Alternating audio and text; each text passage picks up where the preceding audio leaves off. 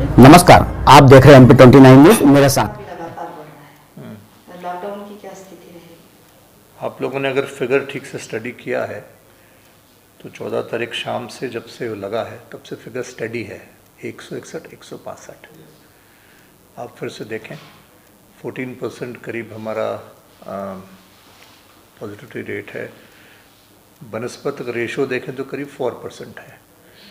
तो अगर सही मायने में आप उस पूरी प्रक्रिया का अध्ययन करें और साइंटिफिक और मेडिकल ओपिनियन लें एक्सपर्ट्स और डॉक्टर्स से, तो उनका ये मानना और कहना है कि चेन ब्रेक करने में एवरेज आपको 7 से 8 दिन का समय लगता है, जो नॉर्मल साइंटिफिक साइकिल है।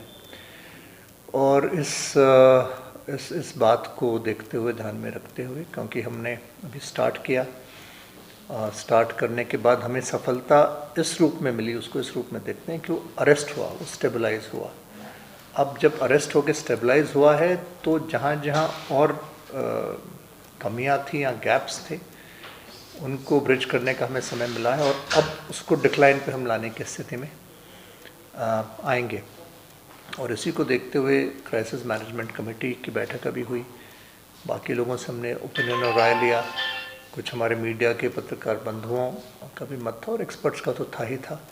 अग्रवाल जी हमारे प्रभारी अधिकारी भी हैं और अभी समीक्षा बैठक हुई पूरे प्रदेश की, तो हमने ये बात से अवगत कराया और माननीय मुख्यमंत्री जी को भी, बाकी वरिष्ठ लोगों को, और इन सभी बिंदुओं को देखते हुए ये निर्णय लिया गया है कि हम इसको एक्सटेंड करेंगे 26 तारीख की सुबह 6 बजे तक, यानी 7 दिन और इसको बढ़ाया जाएगा। जैसा अभी हमने देखा है कि जो आवश्यक वस्तुएं हैं या जो पूर्ण निर्धारित कार्यक्रम है, चाहे कोई कहीं शादियां हों या जो भी हों, उनको बाधित नहीं किया जा रहा है। लेकिन फिर भी हम निवेदन आपके माध्यम से सभी से करना चाहते हैं कि ये बहुत ही आवश्यक है कि हम खुद को सेल्फ डिसिप्लिन रखें, खुद ही हम अनुशासित रहेंगे, तभी हम इस चेन को पूरी तरीके से ब्रेक कर पाएंगे।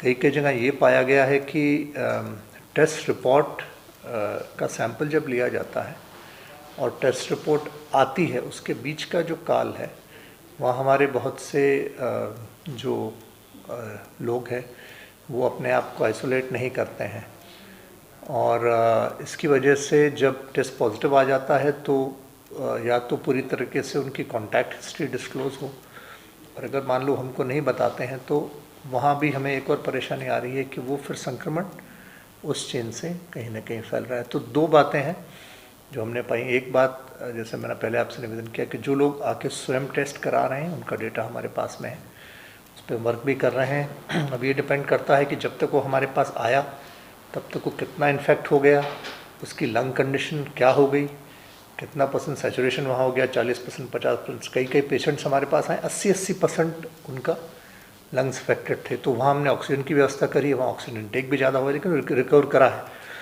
तो दूसरा जो पॉइंट हम टारगेट कर रहे हैं, अभी पूरा प्रशासन उस पर कार्यरत है, स्वास्थ्य विभाग भी है, कि जिन लोगों ने बिना सूचना दिए, हम मतलब हमारे पास जानकारी नहीं है लेकिन स्थानीय जो भी डॉक्टर्स हैं गाँव में हैं या जहाँ भी हैं, उनके पास जाके दवाइयाँ ले ली, सर्दी की, खांसी की, जुकाम की, बुखार की, तो वो डेटा पूरा हमारे पास नहीं आ पाया था। तो हमने प्रयास करा है कि हम वो डेटा भी लें उन डॉक्टर्स तक पहुंच के जिनको उन्होंने इलाज किया है, और कोशिश करके उनकी टेस्ट सैम्पलिंग भी अतिशीघ्र कराएं। तो अगर वहाँ कहीं संक्रमण है या उसके माध्यम से वो कैरियर बन के फैला रहे हैं, वहाँ भी हम चेन ब्रेक करें। इस प्रकार से हम कार्य कर रहे हैं। CCC सेंटर्स हमने और खोले हैं, कोविड केयर सेंटर्स में सफलता हमें मिली है, करीब 10 केंद्रों की हमें और अनुमति मिल गई है।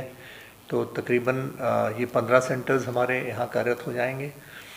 जहाँ जहाँ डिजिटल एक्सरे मशीन्स की बात आई है, जो एक्सरे मशीन्स हैं उनको अपग्रेड करने के लिए हमने आग्रह किया, उस पर हम कार्य कर रहे हैं। जैसे सरदारपुर और बदनावर दोनों जगह ये फीडबैक आया सभी स्वास्थ्य के हमारे अधिकारियों के माध्यम से कि अगर जो पॉजिटिव नेगेटिव की बात आती है, आप लोगों ने भी सवाल उठाया है कि कोई पॉजिटिव आया फिर वो नेगेटिव आ गया सैंपल, लेकिन वो जो बाहर निकला तो किसी कारण से हमने उसको खो दिया।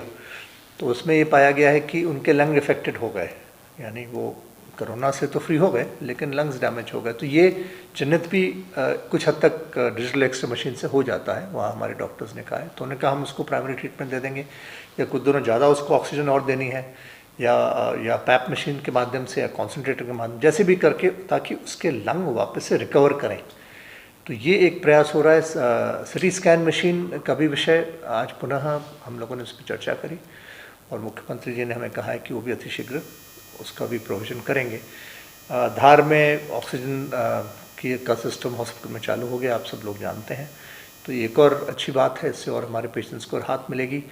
एक और सिस्टम हमारे डीएम और पूरे प्रशासन ने सिस्टम रेगुलेट करके इसको हम स्थापित करने का प्रयास कर रहे हैं। मुख्यमंत्री जी का आदेश है कि एक निश्चित प्राइस पे हम रेड क्रॉस के माध्यम से ही जहाँ आवश्यक होगा हम इंजेक्शन उपलब्ध कराएंगे, ताकि वो काला बाज़ारी न हो और ज़्यादा कीमत पे इंजेक्शन न जाए। तो वो कुछ इंजेक्शन्स हमारे पास आए, हालांकि अभी भी कम है, लेकिन फिर भी और खेप आ रही है।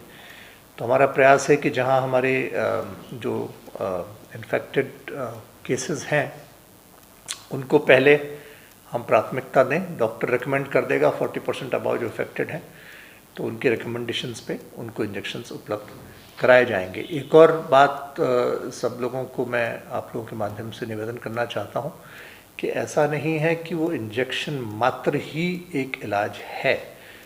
पैरेलल एंटीबायोटिक्स और मेडिकेशंस हमारे पास में हैं जिनसे व्यक्ति रिकवर कर सकता है, और वो भी मेडिकेशन हमको साइमल्टेनियसली अप्लाई करना चाहिए।